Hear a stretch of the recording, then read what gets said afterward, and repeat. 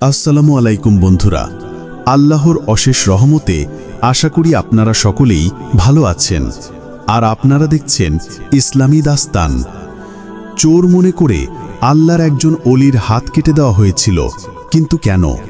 এবং শেষ পর্যন্ত সেই আল্লাহর ওলির সাথে কি ঘটেছিল তা জানতে হলে ভিডিওর একেবারে শেষ পর্যন্ত থাকুন।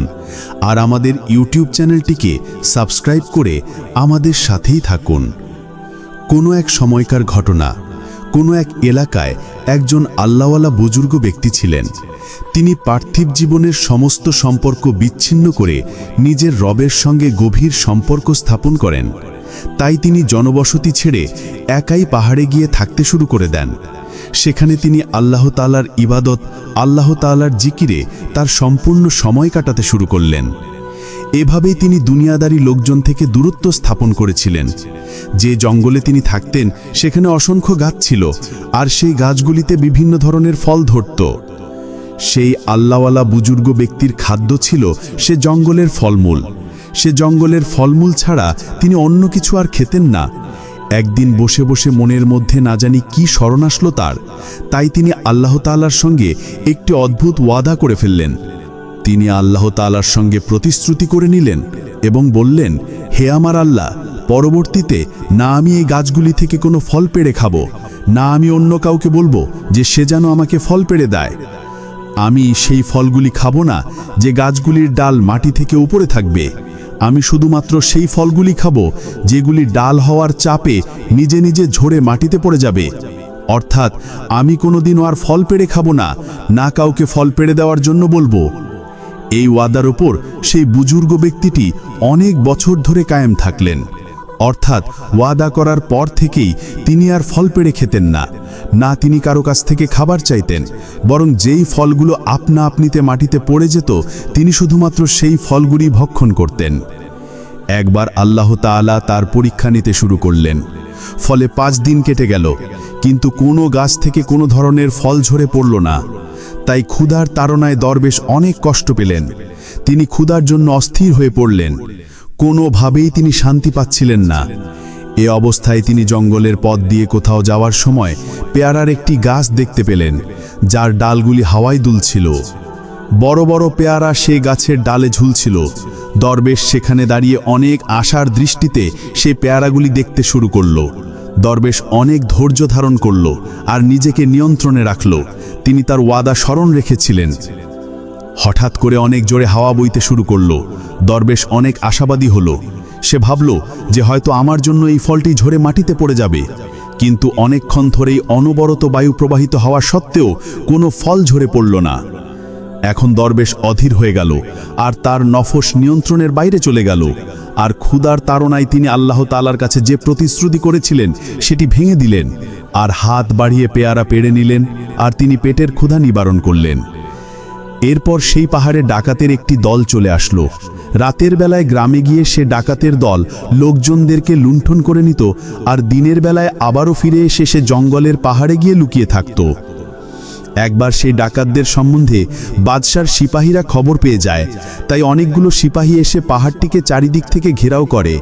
দরবেশের ইবাদতখানা সে ডাকাতদের কাছে ছিল।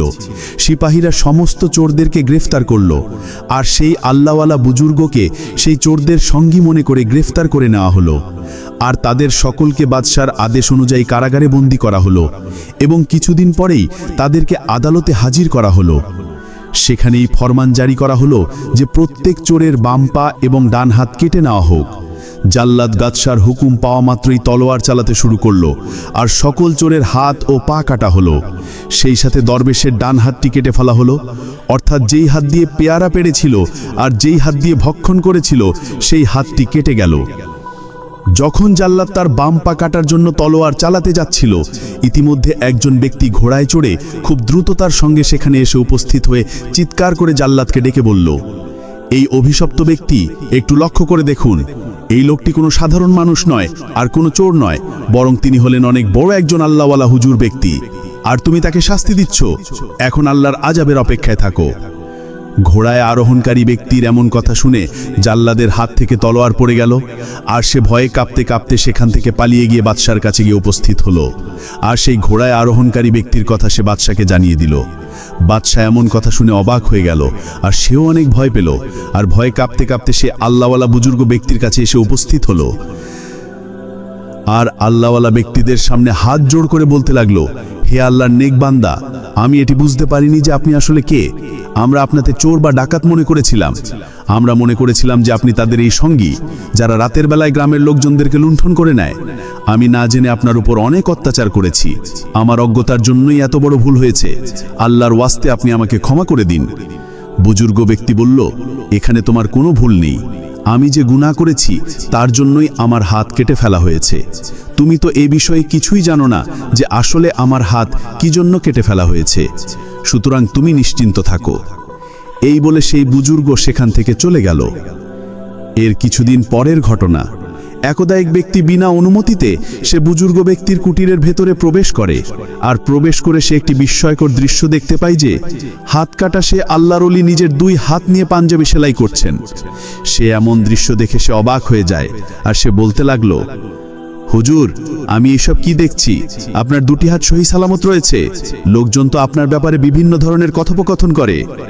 তখন দরবেশ বলল, আরে ও আমার জানের দুশমন, তুমি আমার কুঠিরে আমার অনুমতি ছাড়া কেন প্রবেশ করলে? সে লজ্জিত হয়ে বলতে লাগলো, হুজুর, আমি আপনার সঙ্গে মোলাকাত করার জন্য অনেক উৎসাহ ছিলাম। অর্থাৎ আমি আপনার সঙ্গে সাক্ষাৎ করতে চাচ্ছিলাম, আর আপনার কাছে জানতে চাচ্ছিলাম যে আসলে এমনটা কি হয়েছিল। এজন্য আমি আপনার কাছে অনুমতি না নিয়ে আপনার কুঠিরের ভেতরে প্রবেশ করে গিয়েছি। দরবেশ তার ভালোবাসা এবং সম্মানকে দেখে বলল, তুমি যখন এসেই গিয়েছো তাহলে আমার কাছে এসে বসো, কিন্তু খবরদার, যা কিছু তুমি নিজের চোখে দেখলে আমার জীবিত থাকাকালীন তুমি কাউকে জানাবে না।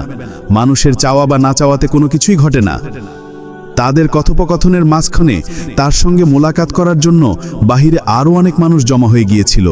তারাও সেই আল্লাহওয়ালা বুজুর্গ ব্যক্তিটিকে 2 হাতে পাঞ্জাবি সেলাই করতে দেখে নিল।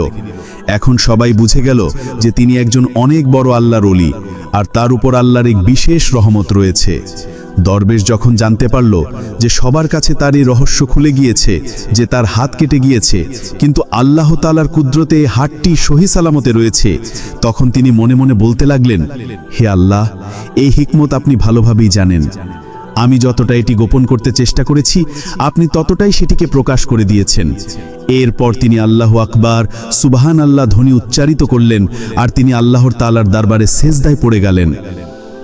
আর সেই সেজদায় পড়ে অনেক কান্না করলেন এবং বললেন, হে মালিক, আপনি যা করেন সেগুলির মধ্যে কোনো না কোনো হিকমত লুকিয়ে থাকে। আমাদের সকলের গুনাহগুলোকে মাফকারী আপনি আমাদেরকে বারবার মাফ করে দেন। ইয়া আল্লাহ, আমি আপনার বারগাহে আমার ভুলের জন্য তওবা করেছি। আমার তওবা কবুল করে নিন আর আমাকে মাফ করে দিন। সুবহানাল্লাহ। বন্ধুরা, আল্লাহর যারা ওলি হয়ে থাকেন, আল্লাহ তাআলার সঙ্গে যদি তারা কোনো ধরনের ওয়াদা করে থাকেন, তাহলে তারা অবশ্যই তাদের ওয়াদা কায়েম করে থাকেন। আর যদি কোনো কারণে তারা সেই ওয়াদাকে ভঙ্গ করে দেন, তাহলে তারা আল্লাহ তাআলার শাস্তি নেওয়ার জন্য প্রস্তুত থাকেন। আর আল্লাহ তাআলা নিজের বান্দাদের জন্য কতই না মেহেরবান যে তিনি তার বান্দাদেরকে ওয়াদা ভঙ্গ করার জন্য শাস্তিও দেন, আবার তার উপর বিশেষ ধরনের রহমত করে তাকে লোকজনের সম্মুখে অসম্মানিত হওয়া থেকে বাঁচিয়ে নেন। আল্লাহ তাআলা তাকে অবশ্যই সাহায্য করেন যারা আল্লাহর কথা মেনে চলেন। আল্লাহ তাআলা তাকে কখনোই বিপদে একা ছেড়ে দেন না। আল্লাহ সুবহানাহু ওয়া তাআলা সকলকে প্রকৃত ঈমানদার হওয়ার তৌফিক দান করুন। আমিন।